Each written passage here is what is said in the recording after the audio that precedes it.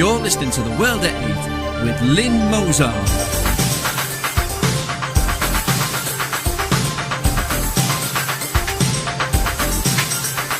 The World at 8, the number one in nationalist news. Highlights of the news today, Monday the 30th of December 2013. Northumbria Police Shame as offender given 50 cautions for crimes spanning 12 years. 300 stopped at just one airport for trying to get into Britain to give birth for free on the NHS. Exposed what they didn't tell you about the new wave of migrants heading for booming Britain. Turkish government in crisis over corruption scandal. France, Paris mosque sparks fury over separation of sexes. Italy, Roma woman steals church offerings after hypnotising priest. Italy, Northern League chief whips up secessionist sentiment. Hundreds of teens trash Brooklyn Mall in wild flash mob. Oil, Libyan production less than 25% of pre-revolution output. Hezbollah paying $25,000 per dead fighter to keep families quiet. Thought for the day, has the Kraken finally awoken? And finally, for all grandmas and grandpas everywhere. UK news. Northumbria Police Shame as offender given 50 cautions for crimes spanning 12 years. A prolific criminal escaped prosecution with a slap on the wrist on 50 occasions, it was revealed yesterday. The unnamed offender was given cautions for dozens of crimes dating back 12 years by Northumbria Police. The force, which refused to disclose any details about the man or his offences, now admits the punishments were used inappropriately. The figure is the latest shocking evidence of how police forces are misusing cautions and other out-of-court disposals. Critics suspect persistent thugs, vandals and shoplifters are being dealt with too leniently by officers who simply want to get them off the books. They are concerned at the widespread use of cautions, which do not count as a criminal conviction but are a means of rapidly closing down police inquiries. Under a simple caution, an offender only has to admit their guilt and a record of the offence is kept for a limited period before being deleted. World at 8. And we wonder why the prisons are full and the lunatic asylums are as well, and yet more and more criminals are being let off. What ethnicity is the unnamed one? Would it be interesting to know? 300 stopped at just one airport trying to get into Britain to give birth for free on the NHS. Hundreds of pregnant foreigners are flying to Britain just days before they give birth so they can receive free healthcare courtesy of the NHS, a report has found. The women are duping airlines who normally forbid expectant mothers more than 36 weeks pregnant to fly so they can receive the free service. Expectant mothers trick airlines in their home countries by letting them fly by showing staff forged doctors' notes which conceal the length of their pregnancies. Most of the women who arrive at NHS hospitals then have to be admitted and allowed to give birth, the report found, because their pregnancies were too advanced for them to fly home. World at 8. Wasn't too advanced for them to fly here, was it? Do a special large plane and fly them off. Once here, we will never get rid, especially with the EU right to family life that we have adopted. Things have to be getting worse for our benefits to reach into the bush or jungle, doesn't it? Enough is enough, and like the straw that broke the camel's back, this will have to end. Exposed what they didn't tell you about the new wave of migrants heading for booming Britain. Bulgarians and Romanians will flock to Britain in far greater numbers than forecast as our economy races ahead of the rest of Europe, a secret report predicts.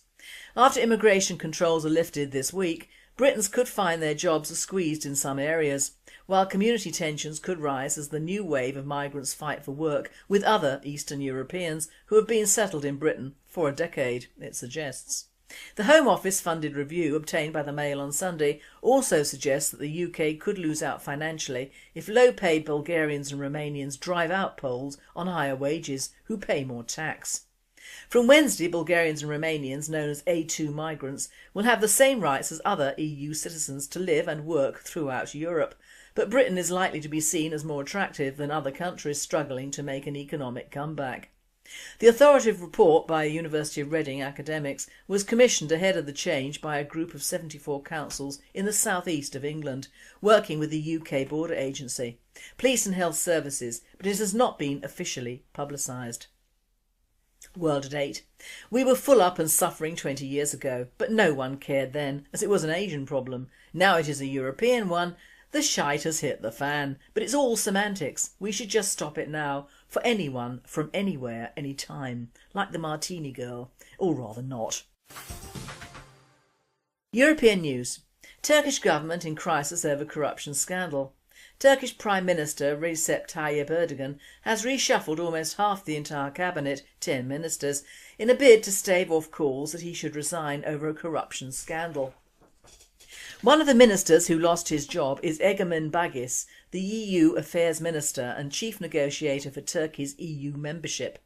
The move comes amid an ongoing police investigation into allegations of illicit money transfers to Iran and government officials having taken bribes for construction projects. The sons of 3 ministers as well as the head of the state-run bank, Halk Bank, are among 24 people who have been arrested on bribery charges after police found millions of US dollars stashed in shoeboxes. World at 8. It would be interesting to see just how many of these dollars have ended up in someone's grubby paw at the EU, wouldn't it? France. Paris mosque sparks fury over separation of sexes. Muslim women reacted angrily this week to a new ruling that the sexes must be separated during prayers at the Great Mosque in Paris, France's biggest Muslim centre.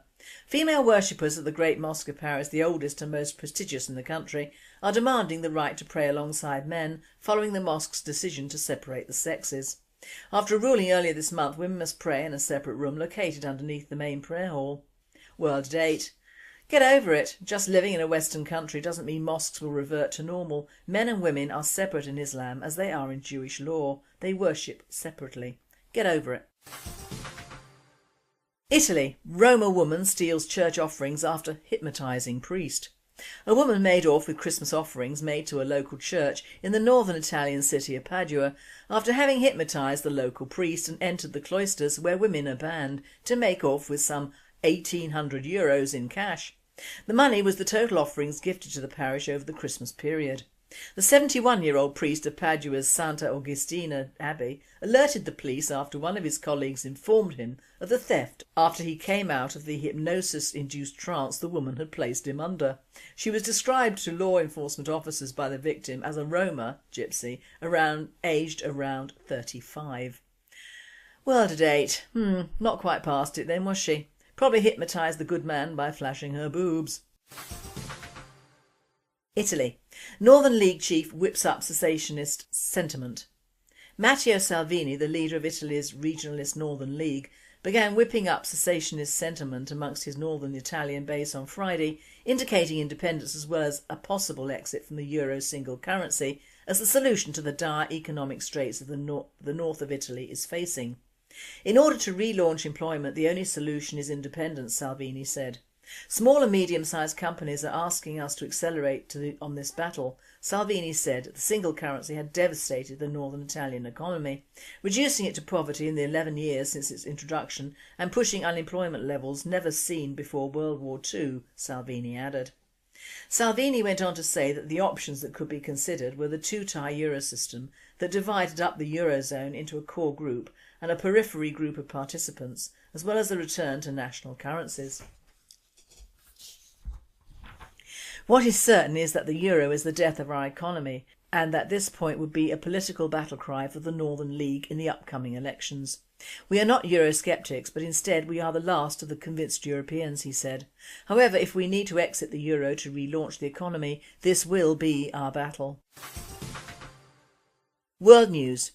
Hundreds of teens trash Brooklyn Mall in wild flash mob. Hundreds of teenagers stormed and trashed a Brooklyn Mall in a wild flash mob that forced the shopping centre to close its doors during day after Christmas sales, sources said on Friday. More than 400 crazed teens grabbed and smashed jars of candy, stole cheap items such as baby balloons and beat up security guards at Kings Plaza shopping centre in Mill Basin between 5 p.m. and 7 p.m, merchants said. A violent game of knockout also broke out on the upper level of the mall, and one teen may have been carrying a gun, sources said. The teens used social media to plan the mass looting, vowing to put the mall on tilt or to raid it, according to posts on Facebook and Twitter. Clerks who scrambled to close up their shops said they were terrified. "I've been there 7 years and I have never seen anything like this before. I am so scared. I know they will come back," said Abu Talab, 31, a clerk at Candy Plaza 2. World at 8. And wouldn't you know it, all the photos are of black youths on the rampage. How can a poor and oppressed minority afford all the technical gumph needed to arrange this? Quite. Our time will come, only they'll have to fight the Muslims to do it. Oh joy. One question, where were the National Guard, dogs and water hoses? One call is what it takes. Just one. Oil. Libyan production less than 25% of pre-revolution output.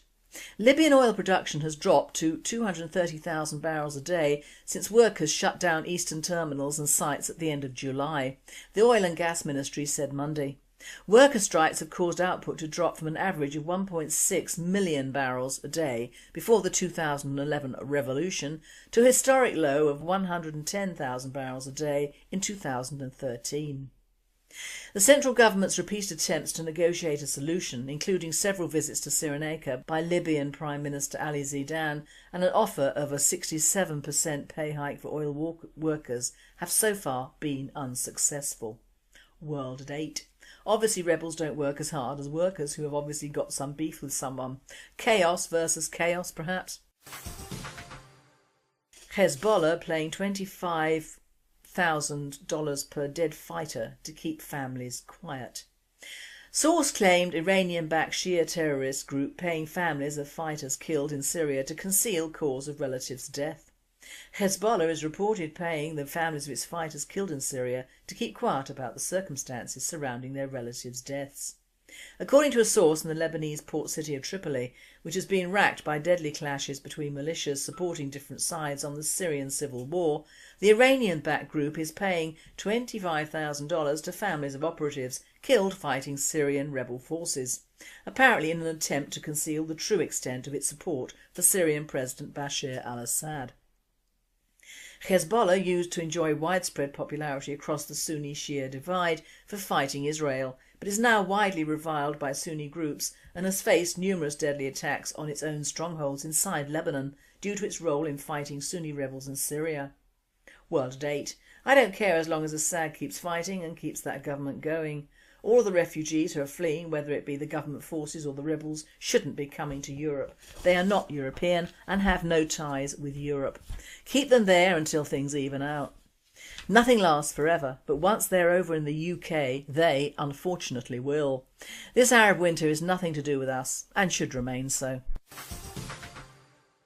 Thought for the day. Has the Kraken finally awoken? Looking at the new headlines over the last few days before the end of another glorious year for immigrants and migration gurus, one would think that January the 1st heralds the start of a new happening in this country, when in fact it is heralding, hopefully, the end of 50 years of solid, uninterrupted migration from all over the world into our small and now very overcrowded island. You would think that Britain has suddenly awoken from a dream in which it has suffered an invasion by enemies unknown over many years and woken up to the fact that a few more are to be foisted upon us. In short, waking up when the stable door has been well and truly opened and the stable boy killed, but the horses are still there. I fail to see the difference between a grubby and ghastly Roma and a prolific African rapist, a greedy Muslim businessman and a mega-rich Qatari, an ambitious and cunning Chinese Tong leader and an Eastern European sex trafficker, a Russian gangster and a West Indian gangster, an honour killing of a young Asian girl by her relatives and the rape and prostitution of a very young white girl by those same relatives. In short, all those mentioned exhibit the mores of their cultures and not ours or those of our country. And this is where all discussions of immigration stop suddenly. Despite various political leaders and followers feeling suddenly free to bring up this toxic topic, which in effect has been made toxic by them when any nationalist has brought it up over a very long period of time, it is now open season on guess who, the Romanians and Bulgarians who will, as many of their countrymen have done over the last few years, come over here but this time in a semi-legal way, whilst their predecessors slithered over here illegally and are still here illegally. The question of whether illegal or legal makes no difference to the average immigrant at all.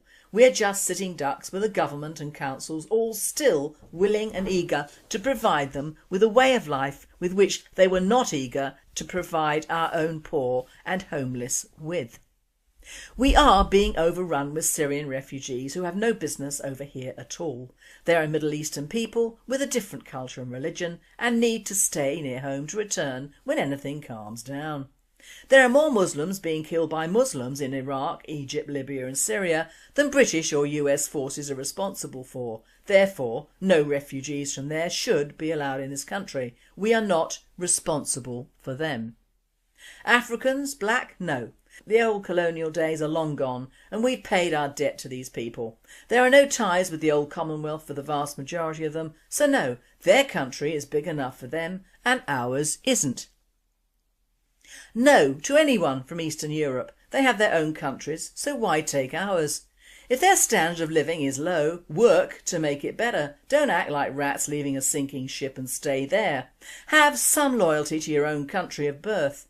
And I don't give a fig for the EU or the Schengen borders, and neither obviously does France or Germany, with their edicts on how we in the UK should accept and submit to hordes of people we don't want and we don't need. The Chinese and all from the Far East go home. Your countries need you. We really have no need for the vast majority of takeaways and the ever increasing need of nail bars and Thai massage parlours. The opium wars are long over and are now being waged in South America and Afghanistan courtesy of the Colombians and the Muslims. So get educated for free somewhere else and sod off. This ain't America and the railways. From the Indian subcontinent, oh what a plethora of people this is, and all must be over here. No, no and more no. They've made their own country unlivable in and are proceeding to do the same with ours. Indian landlords with sheds for Africans and Muslim landlords with sheds for other Muslims all litter our old towns from stem to stern. What are the councils allowing? Or probably being paid to allow their fellow immigrants to do? Just leave. Most of you have huge homes and families in your own hometowns, which you are keeping by milking the Great British and your own. Diversity bods have all the worst case scenarios with the leaving of the EU or the stopping or capping of immigration, and all are propagandising the general public who around Christmas certainly have no thoughts in their minds other than the next tablet to buy or the next bottle of whatever to consume or the next relation to avoid. Such is the spirit of Christmas. Our country has changed so much since immigration and the common market debacle intruded on our lives and in this country. Once we had a thriving fishing industry. Once we had a thriving and productive farming industry. Once we had a thriving shipbuilding industry. Once we had an efficient coal industry. Once we owned our automotive industry. Once we owned our own iron and steel industry. Once we owned our own water companies. Once we owned our own power industry. Once we had a brilliant aircraft industry in which led the world. Remember what happened to the TSR-2. Once we had tighter control of our borders and immigration. Once we were able to defend ourselves with our armed forces that had a high morale. Once we had the finest health service in the world. Once we had the finest education system in the world with secondary, technical and grammar schools. Once we had a great sense of national pride. Once we had the best police force in the world. Once we had an excellent railway system and public transport. Once we had an extremely efficient postal service. Once we pioneered the civil nuclear industry. Once we had the best justice system in the world. Once we had open courts and not secret ones. Once we had trial by jury at all times. Once we had freedom from double jeopardy. Once we had offshore oil. Once we had full employment. Once we had houses that were affordable to first-time buyers on just one income. Once we had free, proper universities. Once we had a religion that was respected by all, even if not believed in. Once we had a morality based on that religion. Once we had no common purpose. Once we had no hate or thought crimes. Once we had capital punishment. Once we had fewer regulations because common sense ruled and not the EU, political correctness, Marxism, diversity and yet more demons. Now, taking into account all those changes, if we did ever manage to shake off the yoke of the EU and replace it with another form of European Union which suited us in the UK, and stopped immigration from all countries for at least 10 years and started deportations of illegals and foreign criminals, of course there would be differences. Greedy employers who have been singing the Lazy Brit song for years would have to up their rates temporarily to employ Brits. We would have to resort to building our own farming and fisheries which have almost disappeared. The man in the street would have to accept certain shortages of having strawberries only in season, and many of the techie things which make our own kids virtual loners or prey to online perversities might be in short demand. And moreover, some women would have to clean their own houses and bring up their own children. But there would be fewer people to feed, clothe, pay for, give free health benefits to, and our schools would hopefully in time revert to decent numbers. It wouldn't be easy. We'd have to reopen the coal mines with help from the criminals to work there. We would be unpopular with the rest of the world. But what has being popular brought us? Disaster, boatloads, plane loads and lorry loads of disasters. We need to rethink our country and our needs before the results of overcrowding make themselves apparent. Riots, shortages of food, pandemics and chaos, to name a few. Remember, we cannot just go over the borders of our country into another's, as so many millions have done, deserted their own places of birth and taken over ours. This is our island, our only island, and it is not in the sun at present. Here is to a better new year for all of us.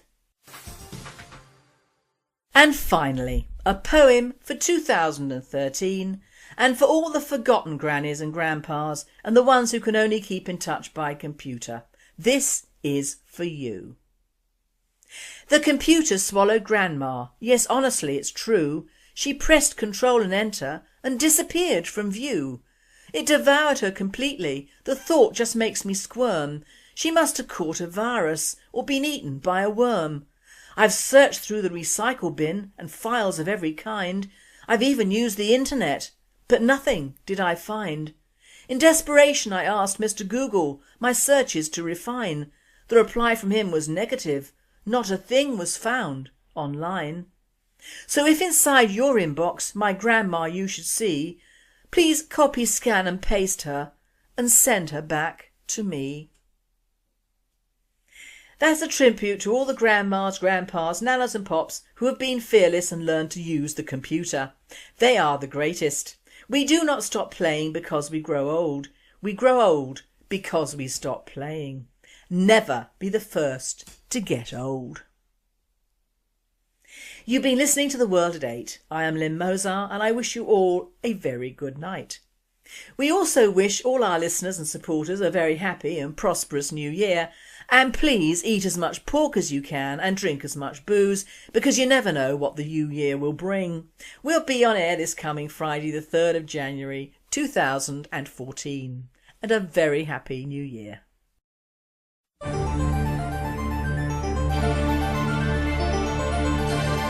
You're listening to The World at 8 with Lynn Mozart.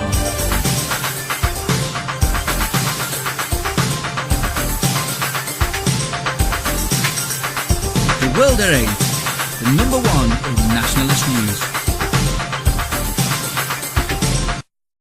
Highlights of the news today, Monday the 30th of December 2000, awoken.